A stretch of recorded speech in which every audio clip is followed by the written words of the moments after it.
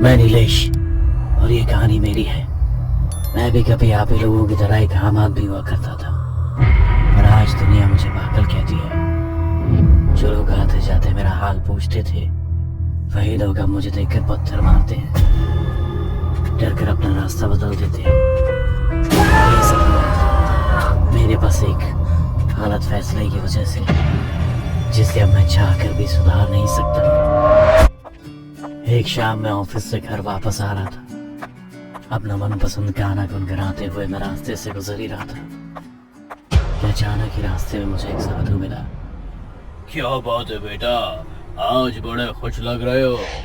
किस बात की इतनी खुशी है? मैंने आज से पहले उस साधु को कभी नहीं देखा था। मैं उसे इग्नोर कर आगे बढ़ा ही था कि तभी उस साधु ने मुझसे कुछ ऐसा कहा जिसे सुन मेरे पैर जम से गए। शहनाज, बेहद पसंद है ना तुझे? चिंता मत कर, मेरी बात मानेगा तो वो भी तुझे पसंद करने लगेगी। साधु ने मुझे सुनाते हुए कहा। पर आप हैं कौन और आपको कैसे पता कि मैं शहनाज को बहुत पसंद करता हूँ? ना चाहते हुए भी शहनाज का नाम सुन मैं साधु से बात करने को रुक गया। मुझे इस तरह परेशान देख साधु मुस्कुराते हुए बोला, अरे नीलेश, परेशान क्यों होता है?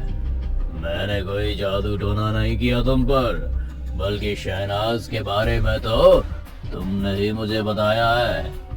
मैंने? पर मैंने तो तुमसे कभी बात नहीं करी, फिर ये कैसे पॉसिबल है? साधु पर शक तो मुझे शुरू से ही था, लेकिन जैसे जैसे वो मुझे मेरे बारे में बताया जा रहा था, मेरी दिलचस्पी अब उसमें और बढ़ने लगी थी। बाबा, आप कुछ कहते क्यों नहीं? भला मैंने आपको शहनाज के बारे में कब बताया? इस पर साधु बोला, नीलेश, मैं अक्सर इस रास्ते पर ही बैठा आते जाते लोगों को देखता रहता हूँ, और रात होते ही पीछे कब्रिस्तान में जाकर सो जाता हूँ। यही मेरी जिंदगी है। पर जब से मैंने तुमको खुद से बात करते देखा तो मुझे अच्छा लगा। तुम्हारे चेहरे से ही पता चल रहा था कि तुम किसी के प्यार में हो। फिर एक दिन मैंने तुम्हारे मुंह से उस लड़की का नाम भी सुन लिया, शहनाज। बस इसलिए तुमसे बात करने का मन हुआ, क्योंकि मैं जिससे प्यार करता था उसका नाम भी शहनाज ही था। साधु की बात सुनकर पहले तो मुझे खुशी हुई, लेकिन जब मैंने उसकी बातों को ध्यान से सुना तो चौंक गया। था का क्या मतलब है?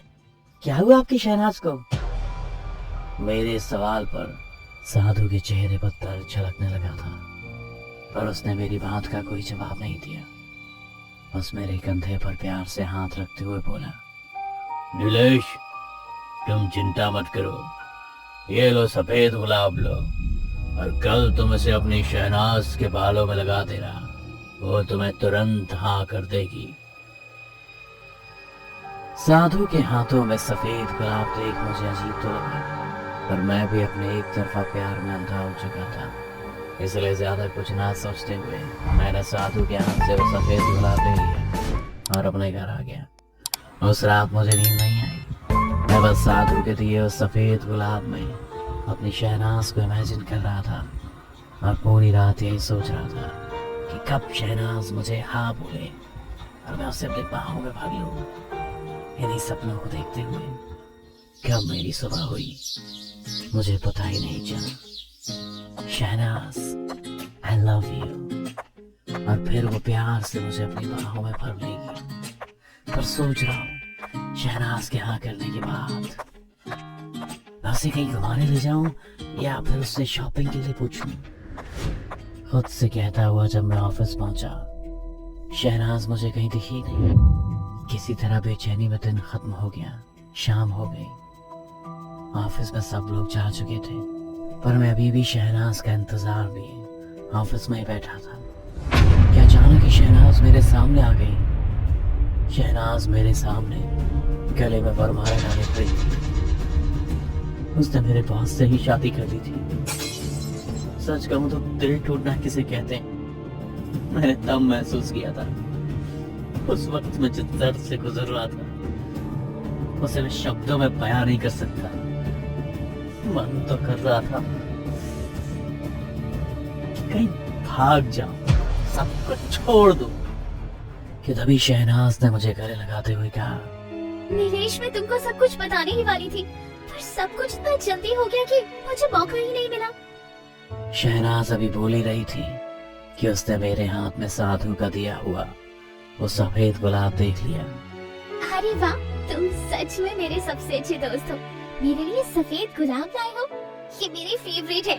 लाओ इसे मुझे दो, मैं इसे अपने बालों में लगा लेती हूँ। शहनाज ने कहते हुए मेरे हाथों से गुलाब लेकर अपने बालों में लगा लिया। गुलाब लगाते ही उसकी आंखों में काला रंग उतर आया। मैं ये देखकर चौंका जरूर, पर अगले ही पल इसे अपना वहम समझकर नजरअंदाज भी कर दिया। गुलाब लगाते ही वो पूरी बदल सी गई। खुद को शीशे में देख हंसे जा रही थी, जैसे किसी पुरानी घटना के कोई नया शरीर मिल गया हो। एक पल को मैंने देखा कि शहनाज अंधेरे में किसी से बात कर रही है। तो मैं आ गई। क्या खूबसूरत जिस्म ढूंढा है तूने इस बार। कसम से दिल खुश हो गया।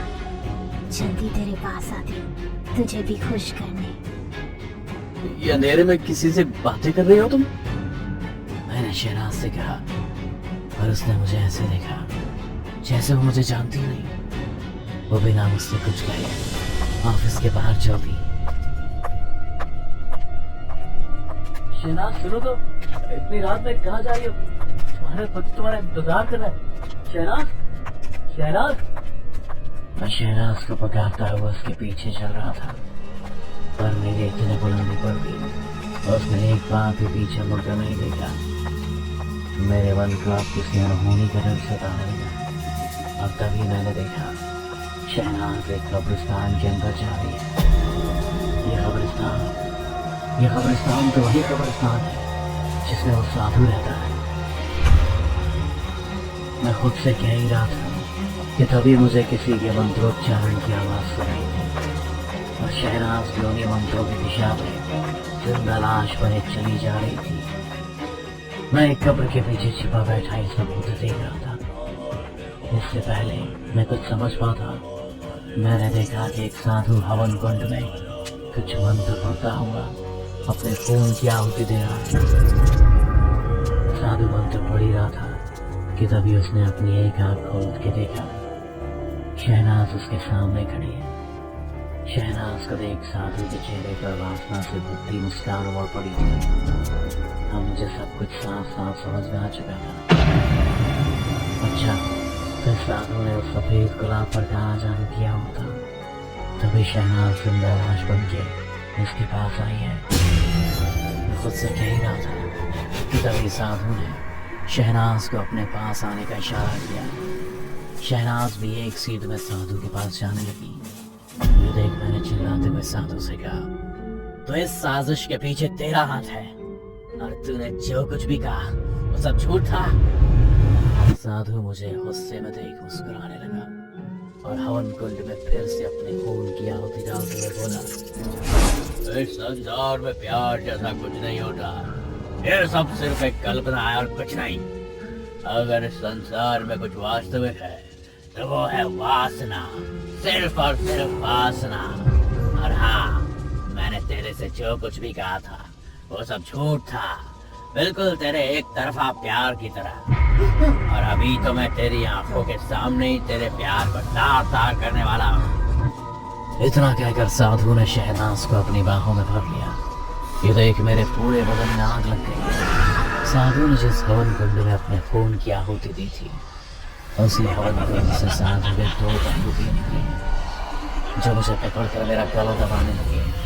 मैं अपनी आखिरी सांस के लिए भी साधु के पैरों से लड़ रहा था कि तभी मैंने देखा साधु शहनाज को अपनी गोद में बिठाकर उसके गालों को छू रहा है, उसके जिस्म को सहला रहा है। ये वो पल था जब मुझे मेरे किए पर शर्मिंदगी होने लगी थी, क्योंकि शहनाज के साथ जो भी कुछ हो रहा था उसकी वजह मैं था, और उस बेचारी को तो इस बारे में कुछ पता ही नहीं था। ऐवान, छोड़ दे शहनाज को, वो किसी और की अमानत है। अरे क्या बिगाड़ा है उसने तेरा? तेरे हाथ जोड़ता हूँ। मैं साधु के आगे गिड़गिड़ाया। उससे शहनाज की भीख मांग रहा था, पर साधु ने मेरी एक ना समझी। वो साधु अब शहनाज के जिस्म से कपड़े नोचने लगा था, जो मुझे किसी हाल में बर्दाश्त नहीं था। जिन साधु के बहरूपियों ने मुझे दबोच रखा था, मैं उन सबको अपने साथ घसीटता हुआ हवन कुंड की ओर बढ़ने लगा। शहनाज भी उस असली साधु की बाहों में किसी जिंदा लाश की तरह पड़ी हुई थी, जिसे वो साधु चूमने ही वाला था कि तभी मैं हवन कुंड के पास पहुंचा और उस हवन कुंड को एक हाथ मारकर उसे दूर फेंक दिया, जिससे उसकी आंख जमीन पर फैलकर बुझ गई। अग्नि के खत्म होते ही समुद्र के बहरूपिये भी हवाओं में विलुप्त हो गए। दुष्ट, ये क्या किया तूने? हवन कुंड को ही फेंक दिया। तुझे पता भी है तूने कितना बड़ा अनर्थ किया है। साधु मुझ पर चिल्लाता हुआ हाथ में चाकू लिए मेरी तरफ आ ही रहा था। मैं भी साधु को अपनी तरफ आता देख कर याद हो गया, और उसके आते ही मैंने उस पर लातों और घूंसों की बरसात कर दी। उसके मुंह से खून निकलने लगा। मैंने गुस्से में साधु के जिस्म की कितनी हड्डियां तोड़ी, ये मुझे खुद नहीं मालूम। मुझे तो होश तब आया जब मेरे सामने वो गिड़गिड़ाने लगा और अपनी जान की भीख मांगने लगा। मुझे माफ कर दे नीलेश, नीलेश, मुझे माफ कर दे। पर इतने पर भी मेरा गुस्सा शांत नहीं हुआ और मैं गुस्से से उसका गला दबाकर उसे जान से मारने ही वाला था कि तभी मुझे शहनाज की आवाज सुनाई थी। नीलेश, नीलेश। शहनाज अपने हाथ में साधु का चाकू लिए मेरे पीछे ही खड़ी थी। हवन कुंड की अग्नि के बुझते ही सफेद गुलाब पर किया हुआ काला जादू भी खत्म हो गया और शहनाज भी होश में आ गई। उसने जब अपनी हालत देखी तो अगले पल ही उसे सब कुछ समझ आ गया था। वो पूरी तरह से टूट चुकी थी, उसकी आंखों में आंसू थे। नीलेश, तुमने मुझे बर्बाद कर दिया। मैं तो तुम्हें एक अच्छा दोस्त समझती थी, पर तुम तो हैवान निकले। तुमने मेरा घर बसने से पहले ही उजाड़ दिया नीलेश। मेरी नई नई शादी हुई थी, मैंने अपना परिवार बसाने के सपने देखे थे और तुमने सब तबाह कर दिया, सब बर्बाद कर दिया नीलेश, सब बर्बाद कर दिया। तुम मेरे दोस्त नहीं, दुश्मन हो, दुश्मन। शहनाज की ये बातें मुझे झकझोर गई थी। जिस प्यार के लिए मैं तरस रहा था, उसी प्यार की नजरों में आज मैं एक हैवान बन चुका था और ये सब मेरे गलत फैसले के कारण हुआ था। मैं जान चुका था कि जो गलती मैं कर चुका हूँ उसे मैं चाहकर भी नहीं सुधार सकता। फिर भी मैंने कोशिश की और शहनाज को पूरी बात बताने के लिए उसकी तरफ बढ़ा ही था कि तभी शहनाज ने मुझे चाकू दिखाते हुए कहा, रुक जा हैवान, मुझे धंधा करने के बाद भी तेरा मन नहीं भरा जो तू फिर से मेरे करीब आना चाहता है। खबरदार, अगर एक कदम भी मेरी तरफ बढ़ाए तो मैं मर जाऊंगी, पर तुझे खुद को छूने नहीं दूंगी। नहीं शहनाज, तुम गलत समझ रही हो, एक बार मेरी बात तो सुनो। और मेरे आखिरी शब्द थे जो शहनाज ने सुने थे। मैं उसे समझाने के लिए आगे बढ़ा ही था कि शहनाज ने मुझे अपनी तरफ आता देख आत्महत्या कर ली। अपने हाथ में लिए चाकू को उसने अपने पेट में भून दिया और तरफ के मारे तड़पने लगी। शहनाज, ये तुमने क्या किया? क्यों मुझे इतनी बड़ी सजा दे रही हो? शहनाज, मेरी बात तो सुनो। मैं शहनाज को संभालने उसकी तरफ बढ़ा ही था, पर उसने मुझे खुद को छूने से भी रोक दिया था। खबरदार नीलेश, अगर तुमने मुझे छुआ भी तो मैं नहीं चाहती कि तुम्हारी परछाई भी मुझ पर पड़े। तुम एक हैवान हो, हैवान। मुझे शर्म आती है कि मैंने तुम्हें कभी अपना दोस्त समझा था। इतना कहकर शहनाज मेरी आंखों के सामने मर गई। मेरे प्यार ने मेरी आंखों के सामने ही अपना दम तोड़ लिया, जिसकी वजह मैं खुद हूँ। शहनाज की वो आखिरी बातें मैं बर्दाश्त नहीं कर पाया और दिमागी संतुलन खो बैठा। लोग मुझे देखकर डरते हैं, दूर भागते हैं, मुझे पत्थर मारते हैं, पर मैं इसी कब्रिस्तान में अपने प्यार, अपनी शहनाज की कब्र के पास पड़ा रहता हूँ। उसकी कब्र को छूता नहीं, उसे अच्छा नहीं लगता। बस दिन रात उससे माफी मांगता रहता हूँ, इस उम्मीद में कि शायद किसी रोज वो मुझे माफ कर देगी और मैं खुद को याद दिलाता हूँ कि मैं एक हैवान हूँ, सिर्फ एक हैवान जिसने अपने ही प्यार को तबाह कर दिया। डर से भरी ऐसी कहानी को देखते रहने के लिए अभी सब्सक्राइब करें डोरो टीवी हॉरर हिंदी। और अगर आप चाहते हैं कि आपकी भी डरावनी कहानी देखें दुनिया वाले, तो अभी भेजिए अपनी कहानी डोरो टीवी के मेल एड्रेस पर। हो सकता है अगली रूह कपा देने वाली कहानी आपकी हो।